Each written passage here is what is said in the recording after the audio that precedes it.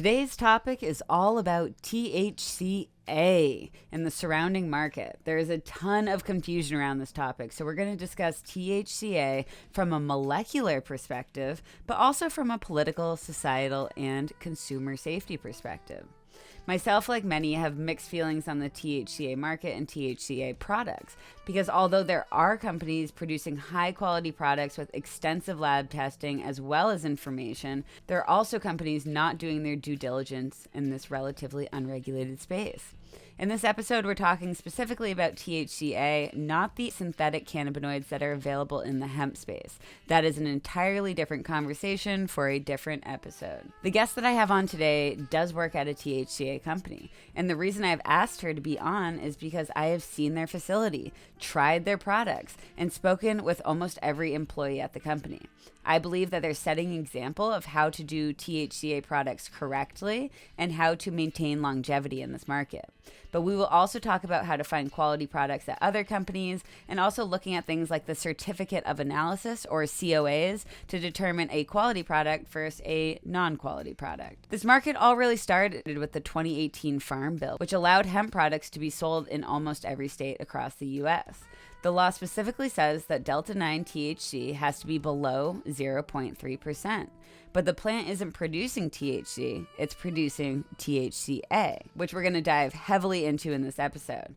People refer to this current legal landscape as a legal loophole, allowing them to sell these THCA products. But it's really not a loophole, it's just the way that the laws were written and interpreted. These laws are changing every single day, so definitely stay on top of your state's rules and regs. If you want to ask guest questions ahead of time, send me messages, or get exclusive content, consider joining the Bioactive Patreon for as little as $1 a month. If you want a free and easy way to support this podcast, please take 5 seconds and leave a 5-star review on Apple or Spotify and share this podcast with a friend. In my honest opinion, I believe that THCA should be available, but THCA products should be tested just like the flower at a dispensary. Also, shout out to Canvast Supply Co, who is sponsoring this podcast and also offering any of the listeners 20% off any of their products with the code BIOACTIVE20. Make sure you unclench your jaw, take a deep breath, roll a J if you want to, and let's hang out for the next hour.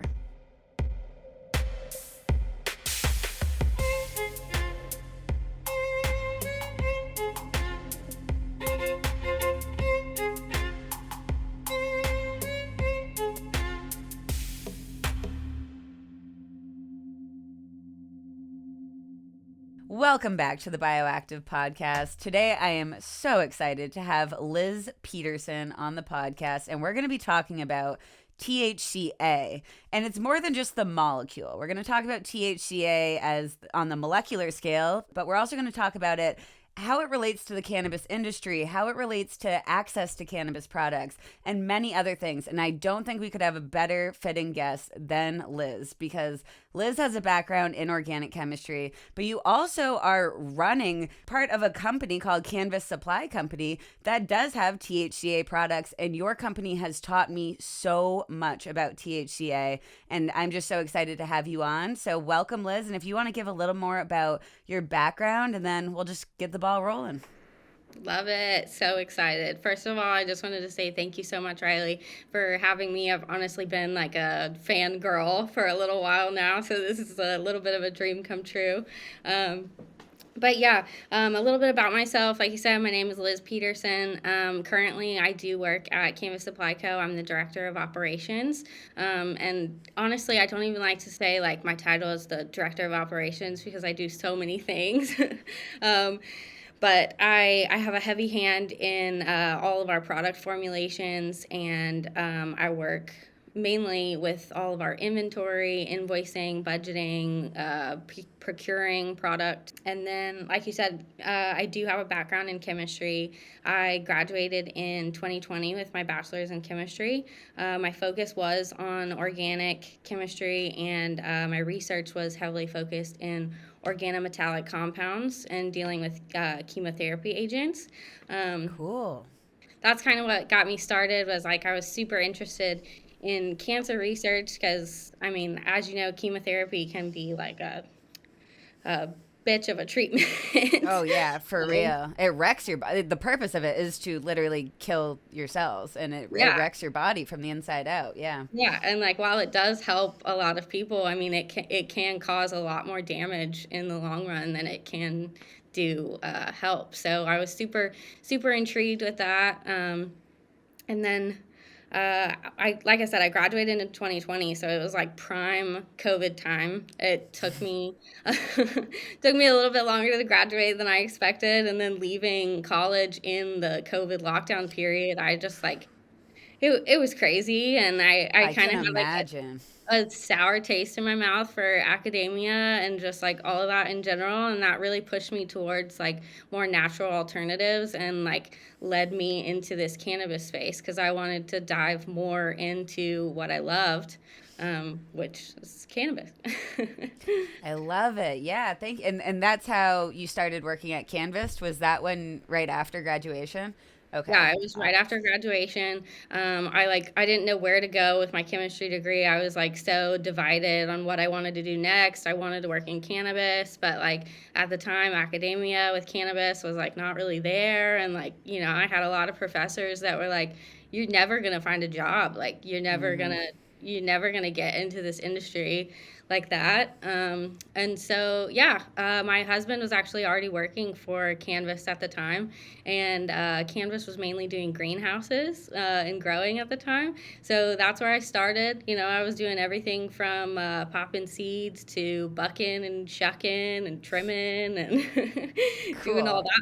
doing all that fun stuff. And yeah, that's what got me really involved. And then over the years, like Canvas and myself, I've just adapted and grown with the industry. It's changed so much. Yeah, and you guys really are like a family there. I think that was the most inspiring thing to both Miyabi and myself when we visited is we've seen some of these smaller companies operating and they never gave off the vibes that you guys do of just like really working together with each other, not just like it seems like everyone else is kind of fighting with each other and working separately and you're just this like coherent group moving together. Even when I invited you on the podcast as the guest, Devin, who's one of the founders, immediately said, "Can I sponsor this podcast episode?" And it's just like I literally got chills, and it's just like Devin is so supportive, so supportive, and it meant a lot to me, and I'm sure it meant a lot to you too, just having that like immediate support from everyone in the company to try to build each other up and also to educate. Canvas is doing a lot of education, and education is so important in this industry, especially with a topic like THCA and how it's different in every other state. And, so you're in Tennessee. Can you give me a little bit of an overview of what the cannabis industry or the hemp industry is like in Tennessee and maybe how that compares and contrasts to other parts of like legal industry across the United States?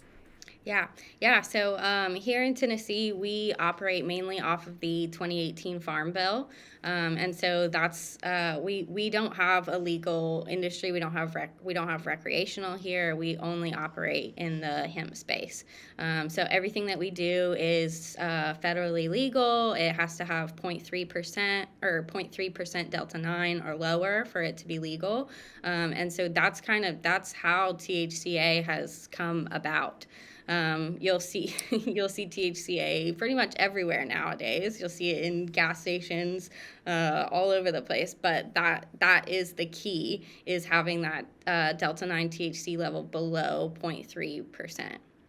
Okay, yeah. So the 2018 Farm Bill specifically says in it that any product that has greater than 0.3% Delta 9 THC is considered, marijuana is considered intoxicating and we have to regulate.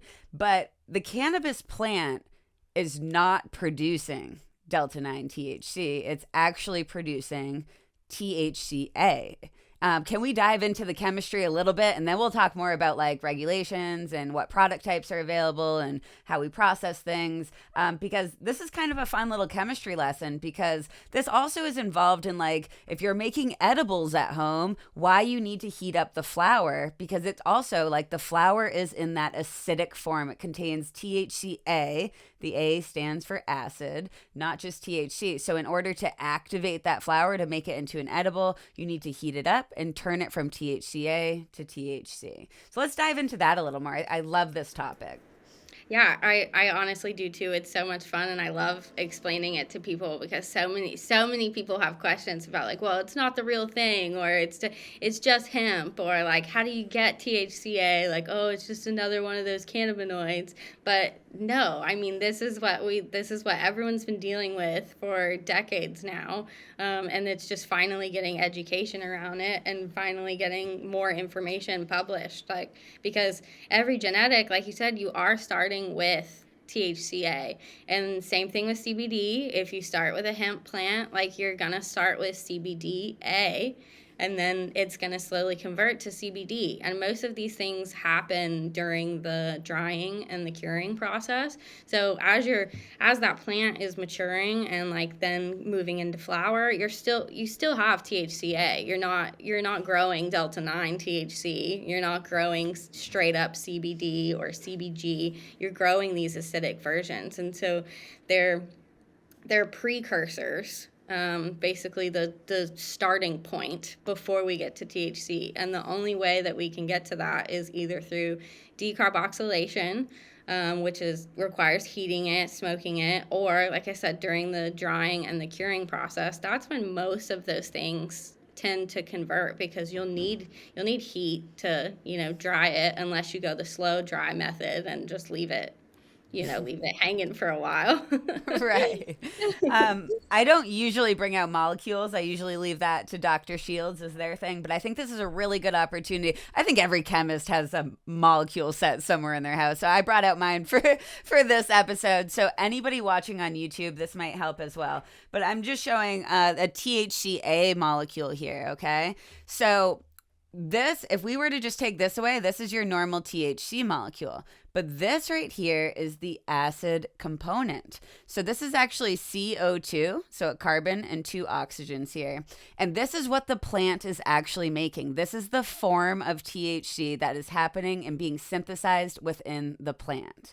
So as Liz said, like, this is actually a precursor molecule to delta 9 THC. So as you're heating it, or as you expose it to light and oxygen, slowly we're going to see that this functional group is going to leave in the form of CO2 gas, and we're going to be left with delta 9 THC. So that process is called decarbing or decarboxylating, because this is a carboxylic acid that's going to leave the molecule. And that's going to be left what we often call the activated form of the molecule, which is the molecule without that CO2 group. And as you mentioned so beautifully, it's not just THC, it's CBDA, CBGA, CBCA. The plant is producing every single cannabinoid in the acidic version. So that's really important to note. Again, if you're making products at home, if you're smoking flower, during the smoking process, you're exposing that flower to heat and oxygen, and that's going to be the decarbing. If you're smoking or vaping, it's already kind of integrated into the process. But I love the 2018 Farm Bill. Whoever wrote that, shout out to them, because love them. I know there's a lot of contention in the industry over THCA, especially people who work in the legal regulated market at dispensaries. Because you are able to distribute a lot easier compared to the restrictions that they're under. But to me, this is increasing accessibility. And it's not like you have these like untested, dirty products. You have high quality products that you're able to sell to your local community and allow them to have this medicine where in Tennessee, nobody would have access to cannabis if it weren't for companies like you guys being able to produce these high quality products that do have THCA in them, but then turn into THC.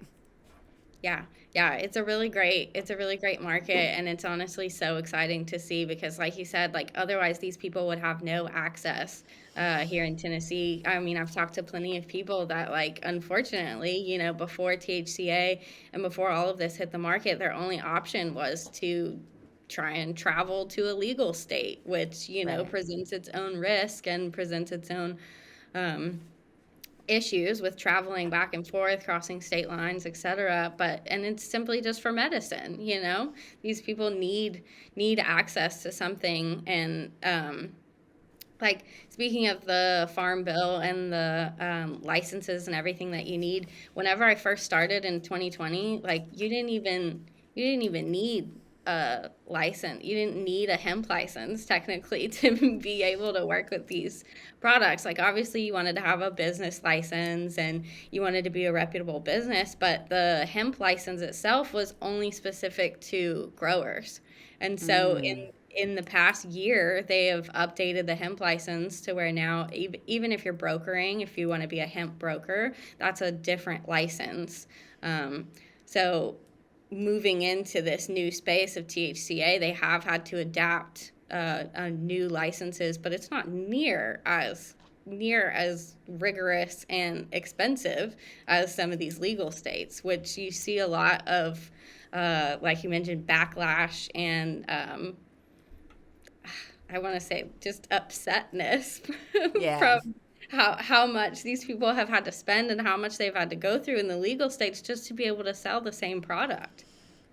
Right. And it's over-regulated at this point, in my opinion. I shouldn't say that as a blanket statement, but in my opinion, it is over-regulated. I mean, and we should have the ability to home grow, and we should have affordable products that we can ship, because it is medicine. And if we look at other comparable, I mean, we can buy kratom online, we can buy these other compounds online. Kratom has very potent opioids in them, so everything we need to kind of put into relation to each other. And hemp and THCA products are still very safe compared to many of these other products that you can very easily purchase on the internet. And I love that you mentioned the regulations, because I think a lot of people think that still, like, absolutely anyone can just, like, go sell THCA products, but you still do need a license. Like, it is still regulated, but it's not necessarily over-regulated, like in some other states. And I think that's important because, these are still tested products. It is still regulated, and you still do need a license. And, you guys are creating gummies and candies, and you have smokable flower. You have all these different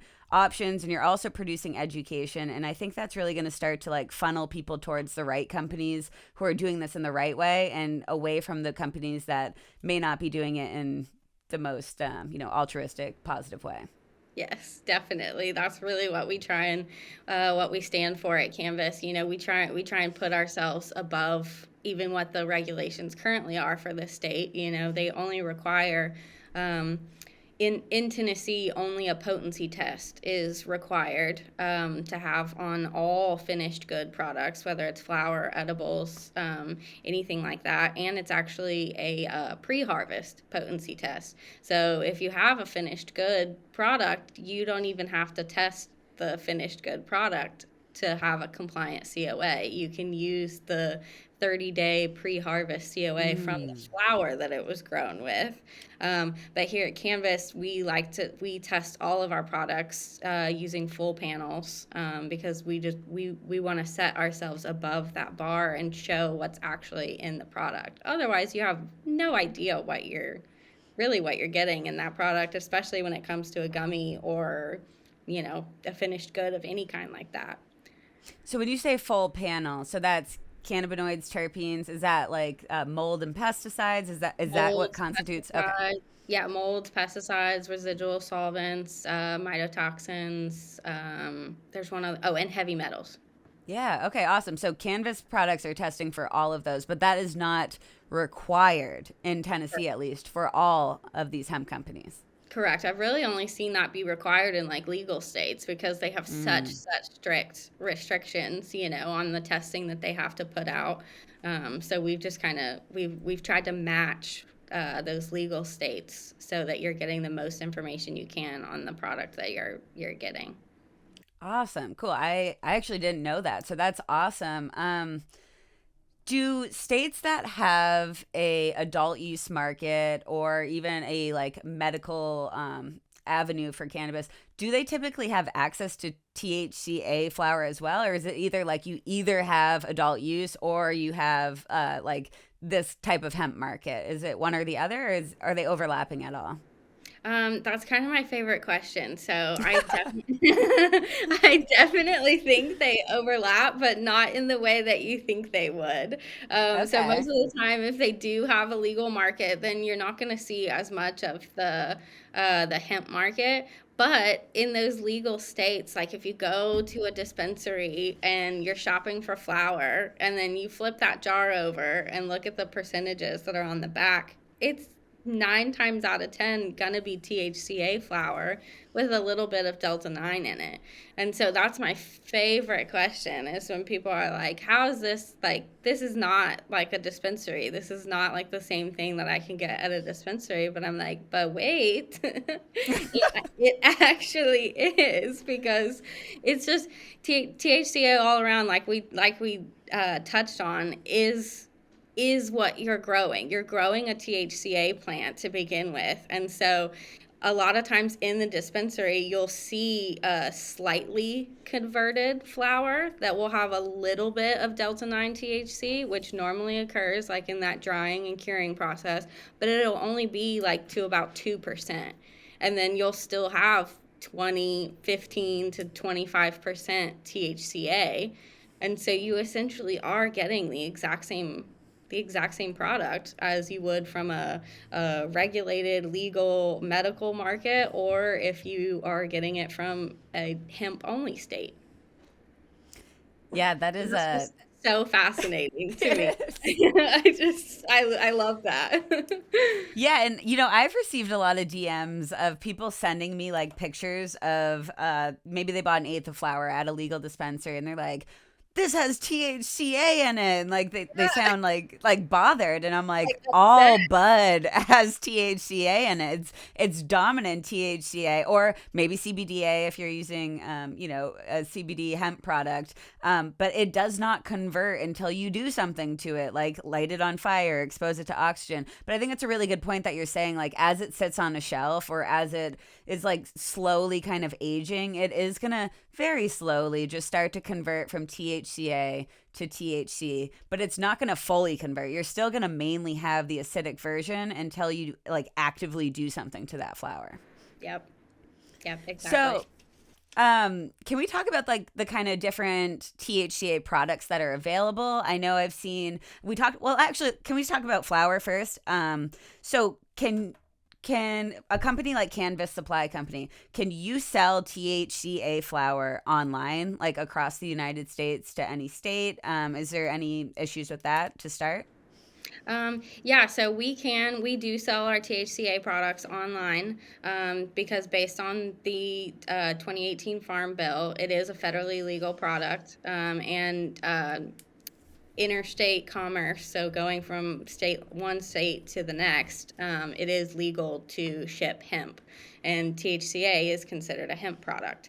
Now that does lead me into state by state regulations because a lot of states have begun to adapt their own kind of rules and regulations. Like Louisiana, for example, I like to use them because they have transferred all of their hemp program away from the Department of Agriculture, and it's now run under the health department, Louisiana Health Department. And so if you want to sell hemp products into the state of Louisiana, you have to submit your products to the Louisiana Department of Health, and you have to have full panel testing on all of your products, and then they add you to an approved list. I That think you also have to pay to be on that list. Just to saying, I think you have to Yep. pay to play. Yeah, because when I worked at a hemp company, I contacted someone there, and they're like, "Oh yeah, you can absolutely be on the list. You just pay $500." And I'm like, "What?" Like, Yeah, because some of the product, we've taken the long route, like we have the full panel testing and we've gone through submitting all of the products, and we do have several products on there that are approved, but then you go look at the approved list and yes, it's like how how did you get on here unless you didn't pay to play? yeah, I think there's more pay to play happening than any of us know Yeah, behind closed doors. I agree. And then there's also states like South Carolina, for example, like their governor recently put out a memo of his interpretation of the law, and now like majority of the state in South Carolina, or at least like a lot of the retailers that we've dealt with, they abide by that memo. Even though that Mm. memo is not law or not federally regulated, like that's what the entire state is operating off of, which Oof. which bans all smokable hemp flower. So it's like, and even now, like with us talking right now about what state to state regulations are, they can change overnight. So by the time this podcast airs, like the laws could be different I'll, again. I'll try to get it out this week so that nothing changes Yes, too so nothing rapidly. changes.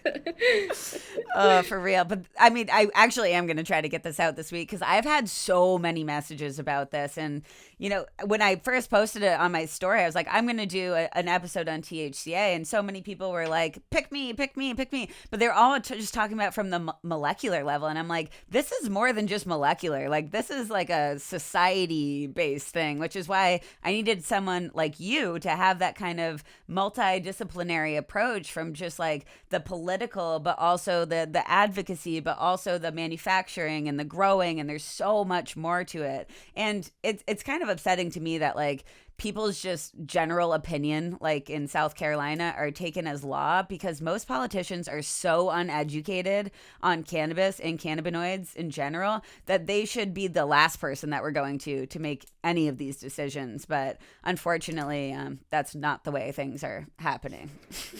Definitely agree with you there. And then it just places fear, in the retailers' heads, because while they do have the federal law to operate off of, they've got this in the back of their head, that the governor of their actual state is enforcing something that is not federally law.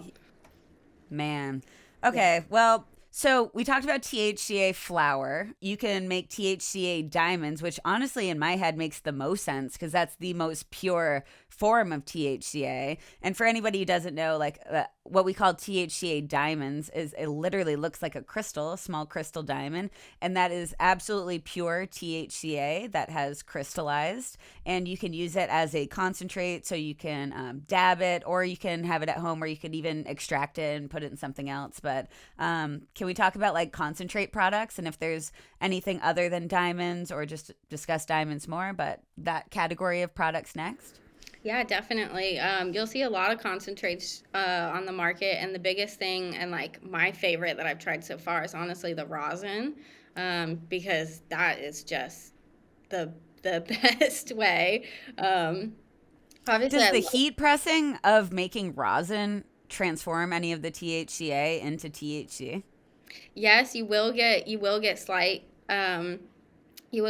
conversions there depending on the process that you're going to get that rosin, and then that's why a lot of times you'll also see like some CBD mixed in there, so that Hmm. you'll get a blend of CBD and THCA, so that they're still able to keep those percentages below zero point 0.3, because yes, you will get conversion happening. Any kind of heat involved, like it's around like 220 to like 240 degrees Fahrenheit is when you start to see that conversion. And so it just like the higher the temperature, the faster the conversion will go.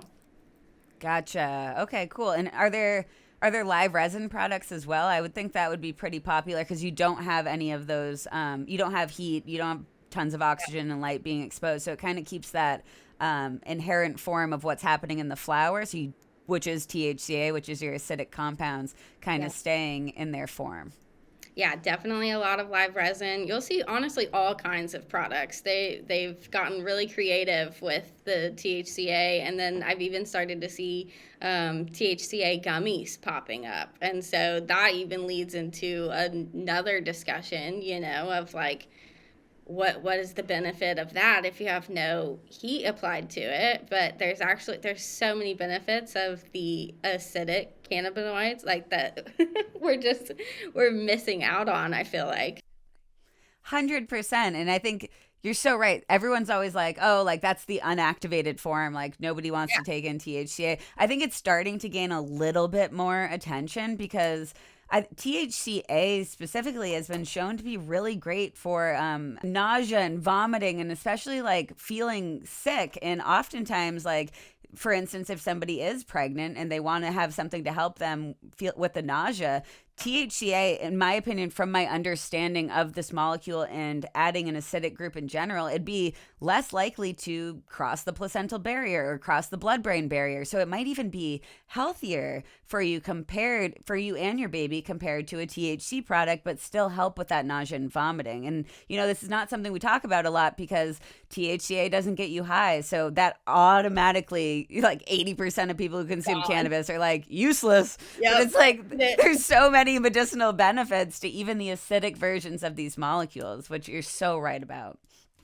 Yeah, I love that, honestly. And there's I've heard a lot of that, as you see the THCA gummies popping up, people are like, well, what good is this? Like, it's not psychoactive. It doesn't get me high. Like, how do I heat a gummy to make it active? But yeah, I mean, nausea, inflammation. There's even been studies done on like the growth of cancer cells. Like it's slowing the growth, dealing with prostate cancer and Huntington's disease. It's got neuroprotective properties and all kinds of things. And then that just leads you into even all the other cannabinoids, CBDA, CBGA. There's a lot to learn there and a lot to unpack. And about the gummies too. I think it's interesting because gummies are heavy. Like they're a heavy product, right? If we were to weigh like a nug of flour versus a gummies are heavier. And when we think about like 0.3% of a gummy of what could be allowed for a Delta 9 product, that might be 5 milligrams, which in my opinion is a great dose of Delta 9 THC, especially for like a daytime use or like, for people who want to work and use cannabis and might have a lower tolerance. So even at that 0.3% in a gummy, that's still relevant for medicinal purposes. And that might actually be a great dose for a lot of people, which, again, I think like, I know whoever wrote the hemp bill wasn't really planning on having these implications with the 0.3% because that's an absolutely arbitrary number. But I do think that amount is reasonable for a safe small dose of THC, and we should be able to ship this across the country. Yeah, agreed. Definitely agreed. So are there other products? We talked about flour, we talked about concentrates, we talked about gummies. I know Canvas just released a line of hard candies, which I've been vibing with lately. You got them right there. Nice. Yes, I've been loving those. I actually took one of those on my last flight, so that was awesome. Yeah, love that. So other than candies, is there anything else that like product types with THCA or THC that are available? I would say, I mean, there's like you can find a vape but then the vape, in my opinion, like they're mostly all of the vapes that I've seen, they're just advertising them as THCA vapes. But it's still kind of the same thing. Like they have to hit that 0.3% Delta 9. So you can only put so much in there because there's heat required with distillates and all of that's going to convert over. And so most of the vapes are mostly Delta 8 with just like a little splash of THCA in there. It's just like a little breath of THCA. And then you'll also find, I mean, of course, you'll find the raw THCA flower. And then I've also started to see like sprayed CBD. I'm glad you brought that up. I wanted to bring up sprayed flower in general. Are you talking about, you're talking about CBD sprayed flower? Yeah, so they'll start with a CBD base and then coat it in some sort of distillate, whether it's another full spec CBD or a little bit of Delta 8, and then they take THCA isolate and coat that. So it's kind of like this like moon rock like based thing, but they look. I'm a little scared of that. Not gonna lie. They look crazy, like, because first of all, it's this white coated nug. It's like completely white. And the percentages that you're getting, like they'll go upwards to like 60% of THCA because isolate is so pure. And then you get the potency argument, where people are like, oh, I can get 50% THCA, or but yeah, I'm with you. I'm with you. It makes me a little uncomfortable there. So, how can consumers tell the difference? Like, if you're purchasing a product online, let's say, how Yeah. can you tell the difference from like flower from Canvas that is actually like grown and tested at a certain point, and like it's safe and it's tested for everything, and Yeah. it's just like the normal flower you'd get at a dispensary, compared to somebody who's growing, for lack of better terms, shitty hemp with dunked in THCA? Like, how can consumers know what companies are doing what? Well, yeah, if you're shopping online, definitely I'm going to point you to the COAs all day, cuz that's the only way. Like, you can't tell with these pictures. Like, sometimes they'll make it look so pretty and you're like, "Oh, I got to have that." But then as soon Mm. as you look at the COA, you can see all of these. You'll see a high potency in CBD, and then just like an outrageous amount of THCA. Like I said, like upwards of 60%. And that's kind of the red flag for me. If you look at a COA and you've got not only THCA in there, but you've got CBD, CBG, Delta 8, you've got all kinds of other cannabinoids in there, that's going to be your like number one red flag that this is not a natural raw flower. When you're looking at a COA of like actual raw THCA flower, you're going to find mostly only THCA, possibly a little bit of CBGA and a little bit of CBDA, just based on your genetics. And it could only be THCA or like a little bit of Delta 9 in there that's also already been converted. But that's the biggest thing you want to look for. If you can't find a COA that on the product, then I probably wouldn't recommend buying that product. I think that's good advice. Absolutely. And even like sometimes customer reviews you can't even trust, because everybody at a company will just go put a customer review on and give 5 stars and say this is the best flower I've ever had. But Yeah. that's not necessarily meaning that like actual customers are feeling that way. So yeah, I hope these different companies are uploading COAs, and I struggle a little bit because COAs in general can be a little difficult for a lot of people to understand. I mean, it's Yeah. essentially a list of acronyms that people are supposed to understand what these 15 active ingredients mean, and then now we're supposed to understand like when to be flagged by that relative percentage of a compound, and that's just hard to ask for just regular consumers of a product, because we're used to either going to a dispensary, going to a wellness shop, and people guide you through that experience and you don't have to think that much. But kind of in this landscape, it is a lot on the consumer, especially if we want to make sure we have high quality products. And yeah, unfortunately, it takes a bit of research to figure that out. Yeah, definitely. And especially nowadays with all of the different cannabinoids popping up on the market, we like to call it the cannabinoid alphabet. These these COAs are just getting longer and longer and longer. It used to be this nice, concise list of about 10 cannabinoids. You'd see Delta 9, you'd see THCA, you'd see CBD, CBG, you'd see all the known ones. And then now when you look at a COA, you've potentially got 2 pages of cannabinoids that you need to now research and figure out, is this right for me? Is this going to work? Do I want to try a new cannabinoid, and how's it going to make me feel? Oh, yeah. And I think this episode can be a great resource for people in figuring that out too. And Yeah. even just like in finding quality companies, like I I really enjoy working with Canvas because I really trust you guys a lot. And I've tried literally all of your products and I've really enjoyed the feeling and the transparency of those products. So, even I really hope the listeners feel comfortable purchasing your products at the very least, of having this one resource of being like, this company, we've seen the inside and the outside of this company. We've talked to the founders, we've tried their products, and like we fully trust you guys. And I really hope, that you guys continue to succeed, but also that more hemp companies are using you as an example on how to grow based on quality products and like good people, and not by trying to scheme people left and right and trying to trick people into thinking that they're consuming something that they're not.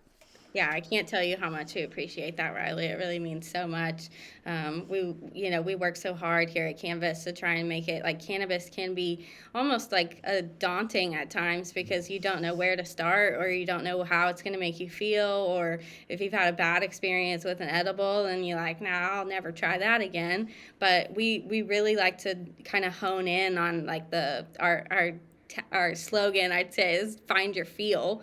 And we like to split our categories down into shifters, lifters, and drifters. And so in the shifters, you're going to find all of our psychoactive THC products. And then in drifters and lifters, we like to focus on those as either a daytime or a nighttime solution. And those are both going to be THC free because not only do we think THC has benefits, but other cannabinoids like CBN and CBG, they're great. They're great cannabinoids and still being non-psychoactive. Like it doesn't have to be psychoactive to have a benefit or to be able to help you.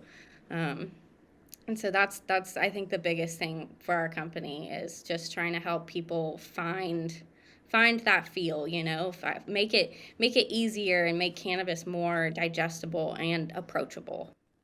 And you started adding in with the new hard candy line, adding in different medicinal fungi or different medicinal plants, which is so cool, because it really is more of a wellness product than just like here's 10 ways to get high. It's like, here's different ways that you can improve your life, whether it's, you're trying to help with inflammation, you're trying to help with mood, you're trying to help with, appetite, whatever that is. Like there are different options and utilizing different active ingredients too, which is awesome. I have a question for you. Do you guys have greenhouses at Canvas still where you're growing the plants that you're using? No, unfortunately not anymore. We've really moved away from the greenhouses. That was really only back in, I'd say, 2019 and 2020. And then we moved to a more product focused. I think everyone here, I think it'd be fun to do again one day, but a lot of we've got kind of a sour taste for growing, especially when it comes to the hemp industry. It's a little bit more difficult to grow just based on the state regulations and everything you have to follow. And it's difficult to provide quality hemp products and still keep it below that 0.3%. Yeah, it's an art form and it's, the entire industry, it's kind of, yeah, and people are kind of, it's nice to have your craft and your expertise and like yours is making products now and advertising and education and Miyabi and I say this all the time, like we can't do everything. We have to have collaborators because we try to just spread ourselves so thin and then we're like, okay, actually you limit the quality of each of the things if you try to do too much. Whereas if you just kind of stick to what you're good at, you can have a really high quality product and also be able to like increase access to more people by having higher throughput by just focusing on one thing. Yeah, definitely. We've definitely experienced that here at Canvas. We've tried to be everything, and there was a joke for a little bit that we'd be Canvas International, and we'd be all the outlets. But I really like how you put that. You've got to focus on what you're good at, and you can't spread yourself too thin, or that's when things get scary. And I think we've all had experience in spreading ourselves too thin and resulting in disaster. Yeah, you're like, I can do it. I can do it all. Literally. You mentioned the testing of the cannabis flower. You said 30 days before harvest. Yeah, pre-harvest COA. So before you even harvest the plant, 30 days, estimate, give or so, before you harvest, the Department of Ag is required to test your product. And then that's really the only potency COA that you're required to have at this time. Okay, cool. And so because it's tested 30 days before harvest, that's kind of also a safe place for also ensuring that it's still in the acidic form and that it hasn't started to mature and naturally decarboxylate as well, right? Yeah, you'll get much lower cannabinoid levels when testing that early, because in those last 3 to 4 weeks is really when everything's converting and everything's producing, all the cannabinoids coming into play. So you'll normally get a kind of crazy looking COA compared to what you'll see now that's like only from like 5% total cannabinoids to the final product being anywhere from 20 to 30%. And that's why, especially with THCA, it's really important to make sure that whoever is growing your flower is growing it in the correct way, curing it and drying it in the correct way, so that those aren't converting towards the end. That's the biggest thing in keeping that legality and keeping it under the 0.3%. Because if you've got a COA that's 6 months to a year old, then kind of putting yourself at risk there for what has already converted. But if you've got a fresh flower and the COA is within that month, then you know that you've got a good quality product. Awesome. And that actually kind of links to one of the questions that we got on Patreon from Christy that says, does the plant, once harvested, stay as THCA, or is it changing through the dry and cure? And I think you've answered this a couple times, but I love just like explicitly answering Patreon questions. So you mentioned that like it during the dry and during the cure, it's going to slowly start converting from THCA to THC, and then even sometimes further to other cannabinoids like CBN, which is a, quote, breakdown product from THC, but still bioactive. Yeah, you've got to really fine tune how you're drying and curing this THCA flower to avoid that extra conversion, because it will, like I said, 200, 220 around there is when you're going to start to see that conversion. So making sure that you're keeping those the temperatures right, and then. Oh gosh, sorry, lost me there. No, it's I do that all the time. I'm like, wait, I just flatlined. Yeah, it's just, yep, gone. And so that's why a lot of times you'll see like kind of a cold cure happening, because you want to keep that flower like as cold as possible so you avoid any conversion. And then a lot of times with THCA, you'll see very, very purple strains. And that's a lot of the times why, because those will come up in those cold temperatures through those last few weeks.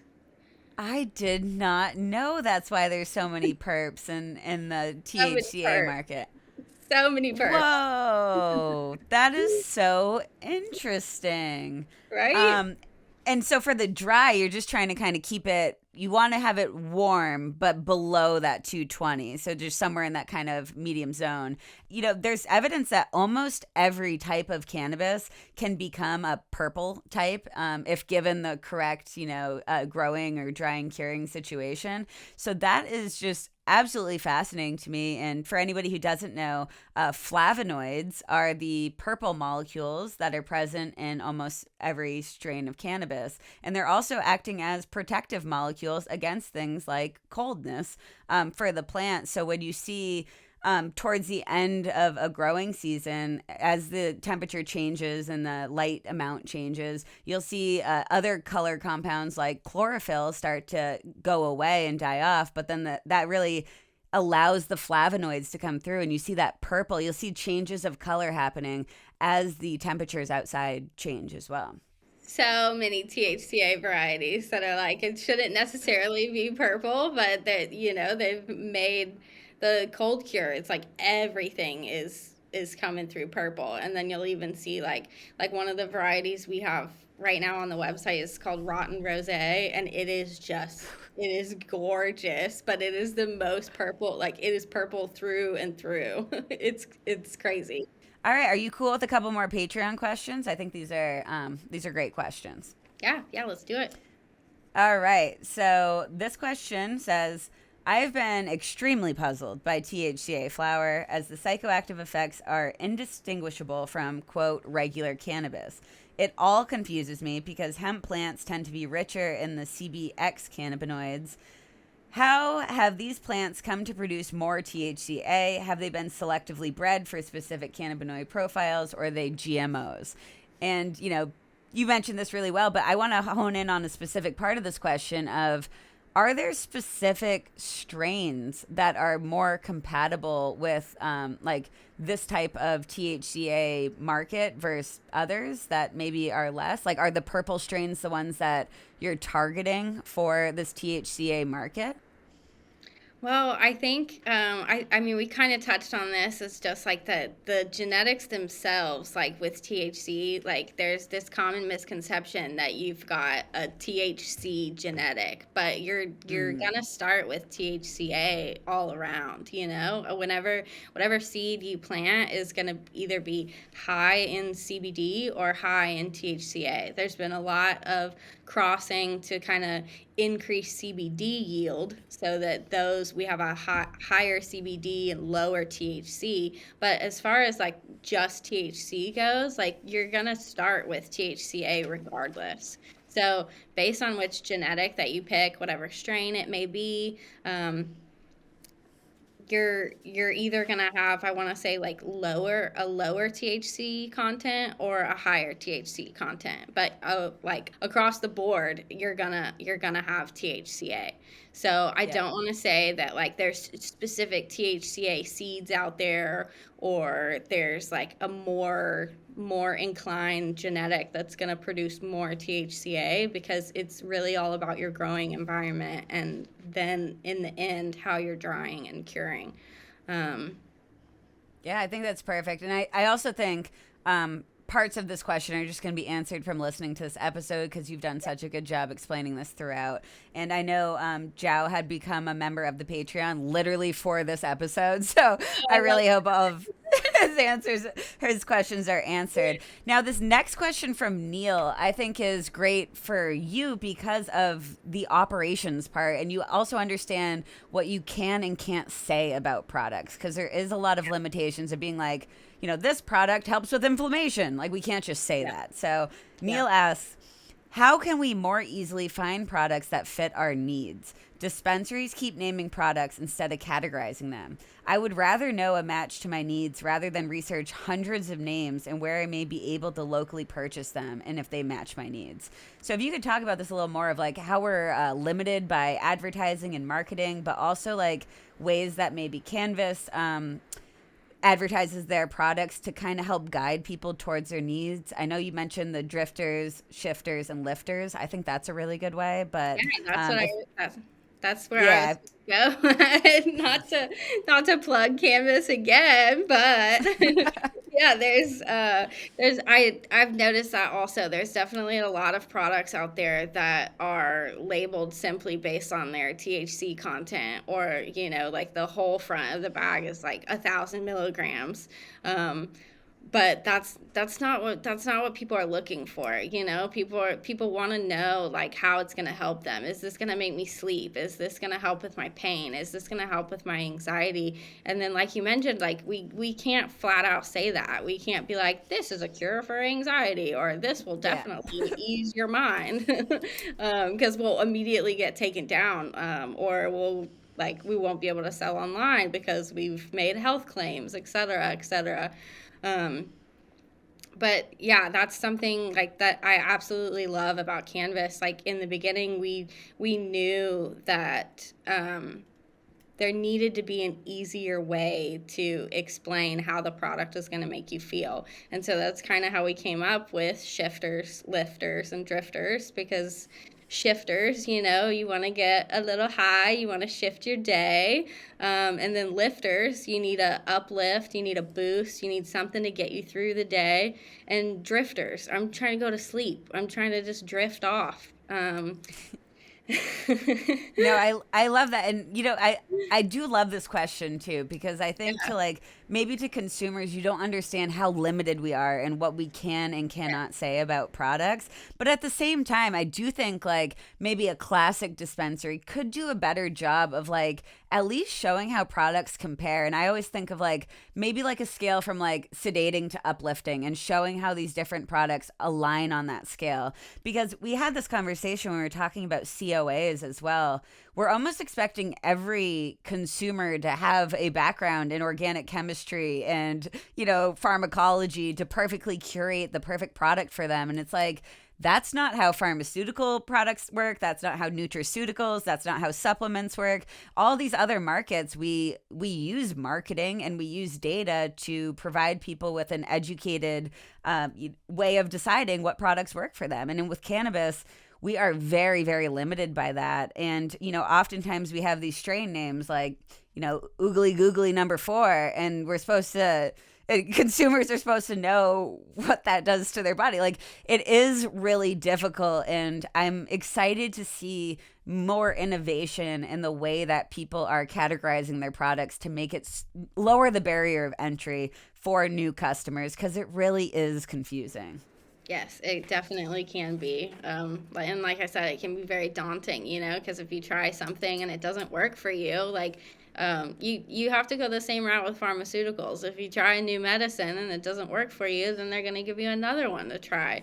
It's a very similar route there, but I feel like cannabis just in itself, with the stigma and like how difficult it can be to even get quality products, it's hard to just continuously try products. But I hope people can, like you said, I hope there's more education put out, and I hope these brands can continue to go the more education route rather than just, this is indica, or this is sativa, this is oogly googly #4, this is like and just expecting everyone how to decipher that. Yeah. And I think we're already seeing that motion, so I'm excited to continue that. Before we move on to the next subject, is there anything else about the THCA market that we really didn't touch on, but you think is still valuable? Because, I don't work directly in this market. You see and you experience a lot more questions about this. You probably get dozens of questions every day. So is there anything else that you think is worth bringing up in this episode before we move on? I mean, I really think we touched on a lot of the big pieces. Like I said, my favorite thing is just understanding that like we're all dealing with the same plants, and we all should be on the same side, whether it's hemp market or legal industry. We're trying to push the same products and just trying to get better access for consumers, so everyone can enjoy this plant in the same way, and understanding that THCA can be legal, and it is pretty much the same thing that you're getting from these legal states, because that's probably my number one question is, it's not the real thing, or it's just sprayed, or like, how is this is another alphabet cannabinoid, but it's not. I just want people to understand that this is medicine through and through. Yeah, and it really is important to have these conversations, because I fully knew what THCA was. Like, I understand the molecule, but even before I visited you guys, I did, like, you guys sent us a few products and I was like, I actually don't know. I don't know what the THCA market is. And my husband's like, dude, if you don't know what this is, that means a lot of people don't know what this is. Like, you need to do a podcast episode on this. And I was like, oh my God, you're so right. It's crazy. It honestly is crazy, but it's so fun, and I love working with it. I love being able to show people and, educate further that like this is the real deal. Yes, and I also wanted to bring up, I think this is important, that, you're currently pregnant, and you brought up stigma before.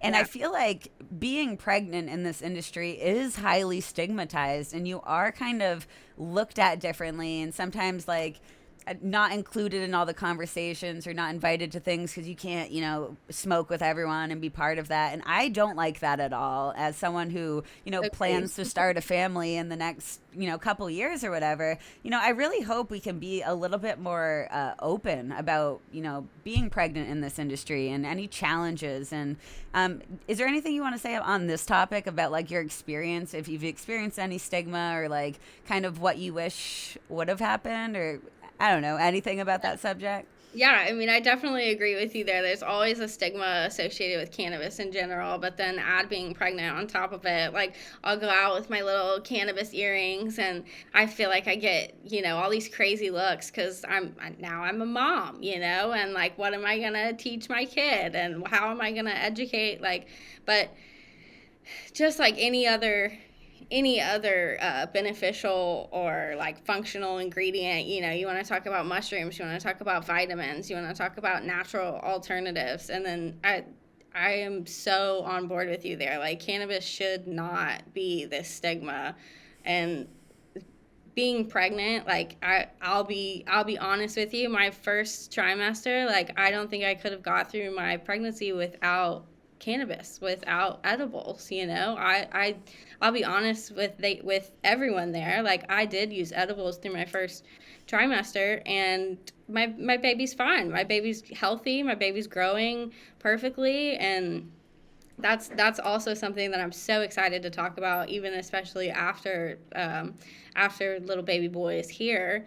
It's just like my whole journey through pregnancy and cannabis, because there's so much stigma around just being a mom in general, and Oh my, I see it everywhere, and it's a bit disheartening, I think. And even just like, not even directly, but also just omitting pregnant people from the conversation. Like, why are we doing that? This is like, cannabis is a wellness tool. It's one of the best antiemetics that we have in our to our disposal for nausea, for vomiting, right? So why do we expect that when people are experiencing the most of that they'll ever experience in their entire life, that's when they should never use this medicine? I think totally off limits, like. and I am never like blanketly saying like all pregnant women should consume cannabis. Absolutely not. But like, being educated on how to use it with a therapeutic minimum, but still being able to find relief and be able to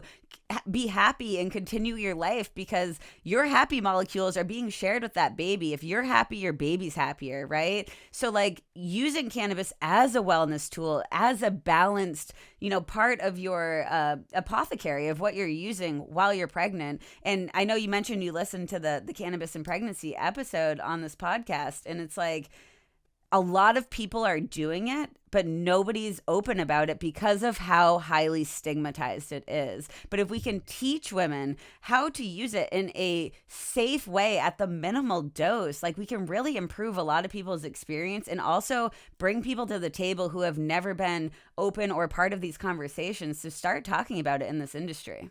Agreed. I think it's extremely important, and like, just a huge collection of women that are silenced. And that was one thing like that I really appreciated with your NAP survey.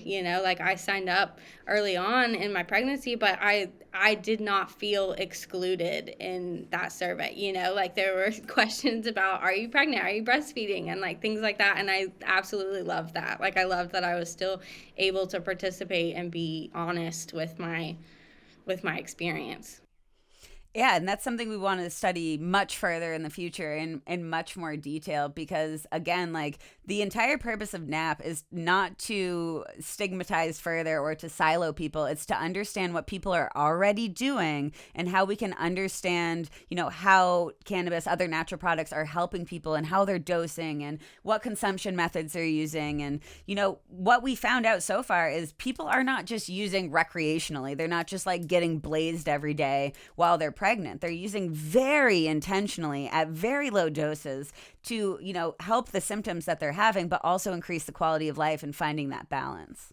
Yeah, exactly. This is so funny. He really hasn't moved this whole conversation. And then now that we're talking about him, he's over here like going nuts. Wait, that's so cool. I know, right? Can't help but Baby's first podcast. Yep. Baby's here. Oh, that's so cool. Well, thank you for being open to that conversation. I know that's not easy for everyone, but, anybody, working in the cannabis industry, I think we should really highlight voices more of people who are pregnant and experiencing this, and what helps, and dosing, and all that fun stuff. So I appreciate you, and I wish you a happy and safe delivery for your baby boy. I think you're in third trimester now. Yep, third trimester. I'm due in May, so just getting so close. Is that Gemini season? Um, I know early June is. I think late May into early June's Gemini yeah, season. no, I can't remember which one it is. It's May 2nd though. So he's either gonna come Oh, like okay. end of April or like very, very early May. Oh, very exciting. What a great little spring baby. That's so I exciting. know, right? So exciting.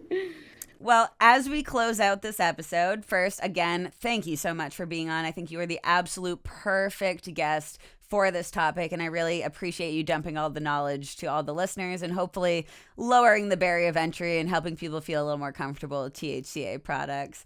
If you want to shout out any of your personal social media accounts or Canvas social media accounts so anyone can follow them, that would be awesome. Yeah, definitely. Of course, want to shout out Canvas. So thankful for everything that they do. And like, again, touching on the pregnancy and mom avenue, like Canvas is women owned and run by mostly moms.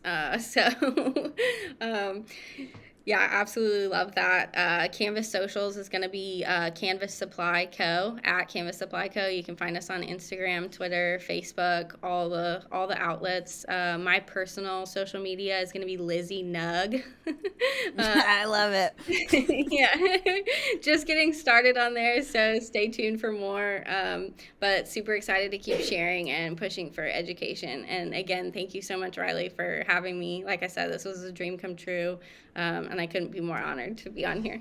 Oh my God, yay. And also, Canvas Supply has been super generous in offering a discount code if you want to purchase any products or try any products. I am literally going to buy that flower today, so I'm going to use the code as well. But the code is bioactive20, and you will get 20% off of your order. So definitely check that out.